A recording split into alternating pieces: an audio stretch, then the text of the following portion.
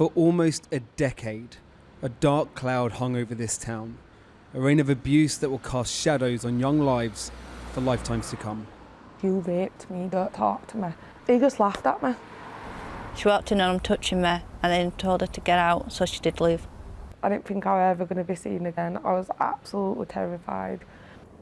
Girls were groomed, trafficked, abused, raped, and some were passed around to be sexually assaulted again and again. Now, finally, 7 years later and after 11 months of court cases, this gang of 20 men are in prison for what they did. The last 4 of them sentenced today. Mohammed Akram, 17 years for the trafficking and rape of 2 girls. Niaz Ahmed, 5 years for inciting a child to commit a sexual offence and sexual assault. Mohammed Imran Ibra, 3 years for trafficking and actual bodily harm. And Asif Bashir, 11 years for rape and attempted rape. Many of the details of what these men did to their victims are so disturbing, we simply can't report them. In summing up today, the judge said it's likely that these girls will never recover from the abuse they have suffered. The way you treated them defies understanding, and yet, he went on to say, none of you have expressed any remorse for what you did. Between 2004 and 2011, this gang of 20 roamed Huddersfield searching for vulnerable girls, children, some as young as 11, to befriend, then ply with drink, drugs, and eventually abuse. Girls like Lucy. It's not her real name. She was first approached at 13, and at 15, this happened. Some of them had touched you and stuff like that, but it was the night that it actually happened, the night I got raped. I couldn't remember because I was sober when I went there. The girl took me there, who introduced me to him, and left me at the house, and I took 1 drink and I couldn't remember now else. But they all had videos and they had all sorts of me. But the only reason I knew was because the next day I woke up with no clothes on in the guy's bed in his house. How did that feel? That must have been terrifying. I just acted normal because I didn't want him to think she's going to go to police or she's going to go tell someone. So I just got home, asked for my clothes, walked out and just cried really. Got home, bathed myself in bleach. Just felt dirty really. Just absolutely dirty. I got locked in a car once. Basically, like, he locked me in the car and was asking me to do stuff. I didn't think I was ever going to be seen again. I was absolutely terrified. Lucy's ordeal that night wasn't unique. The moors overlooking Huddersfield became a dumping ground for girls who dared to answer back. Throughout the 3 trials of these 20 men, girls told repeatedly of being beaten and left here in the dead of night, alone, cold, and terrified. Kate, again not her real name, only found out what happened to her in court from the evidence of another girl, because she was unconscious when it happened. It's marked her entire life since. Made a lot of sense because then like relationships said after hanging around with all them lot, they've just like been abusive and stuff like that as well. Relationships afterwards have been abusive. Has the relationships you've had afterwards been affected by the relationships by what happened to you? Yeah, because I was in a few domestic violence relationships as well, and I just thought it was normal.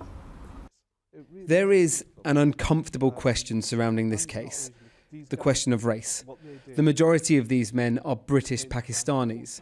The Pakistani community here say they're disgusted by what these men did.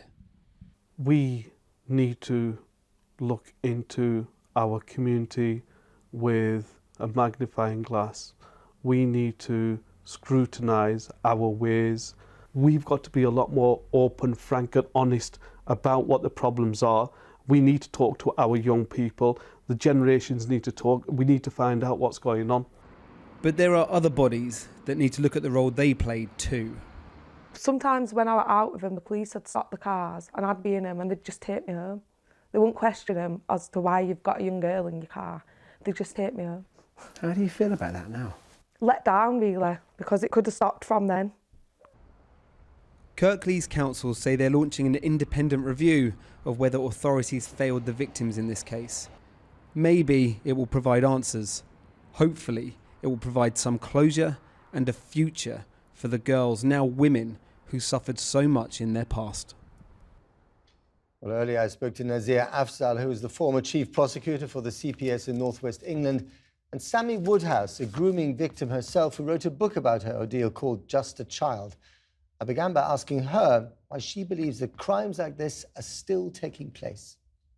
Well, this is a crime that's been happening for decades. You know, this isn't something that's just popped up. We're now talking about it because of the exposures, you know, such as Rotherham and Rochdale and Telford and now Huddersfield. This isn't going to just all of a sudden go away because we're talking about it on the news, and paedophiles and child rapists aren't going to say, oh, well, actually, you know, people such as Sammy are on the TV, let's just stop raping children. It don't work like that. And Sammy, when you were being groomed, did you feel that the authorities just weren't taking you seriously enough? I was never treated as a victim. I was always treated as his girlfriend, his mistress, and somebody that was a part of his gang rather than somebody that was a victim to it.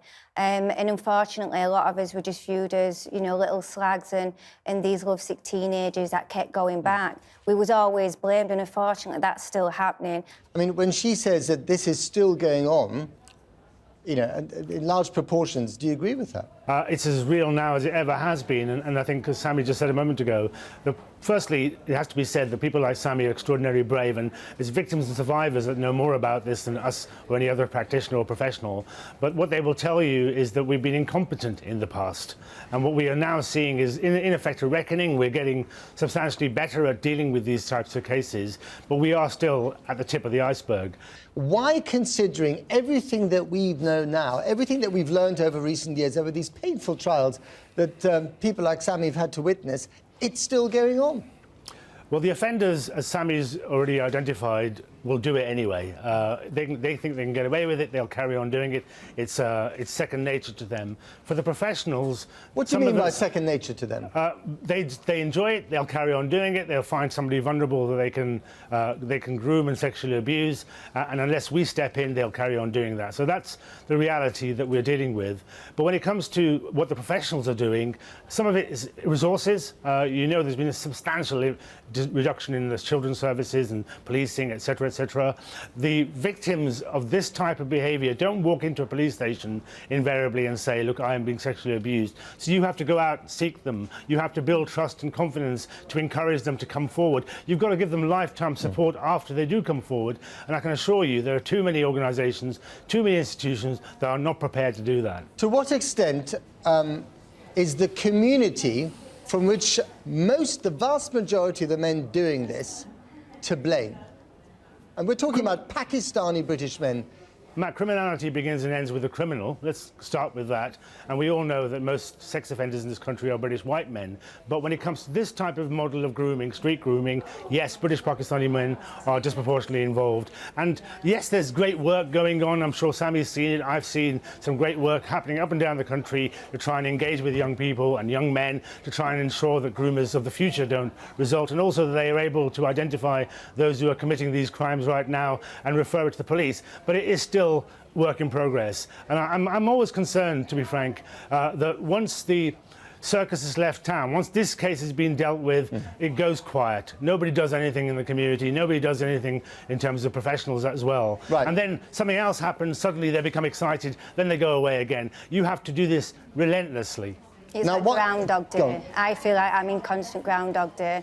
So we'll hear something on the news, we'll all make a big buzz about it, and then it all goes away, and a few months later we'll keep doing it. One of the causes of why this was allowed to flourish in the past was the sensitivities given the ethnic identities of many of the perpetrators. Yeah.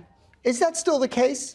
I think so. And I always say, you know, we're in 2018 and we still can't say Pakistani, Muslim or child rape in the same sentence without being said, you know, we're racist, Islamophobic, or we're trying to brand an entire community. Now, I'm not trying to do any of that, and to be honest, I don't think many people are. But do you want to be clear in your language? Yeah, all races commit abuse, and we need to accept that. We need to accept that actually some Pakistani Muslims are too. So let's accept that and then actually get on with tackling the problem. We need to have an honest conversation. Yeah. And strangely, I've begun to have this conversation now with people who previously weren't having it, about why it is that men from British Pakistani community feel that they can control these girls for their own purposes. And I'm sensing that maybe begin to tackle this issue rather than just simply thinking, well, it's a race issue. It's not a race issue. It's a male issue. It's about male power and male control. And additionally, in the British Pakistani community, there are other factors around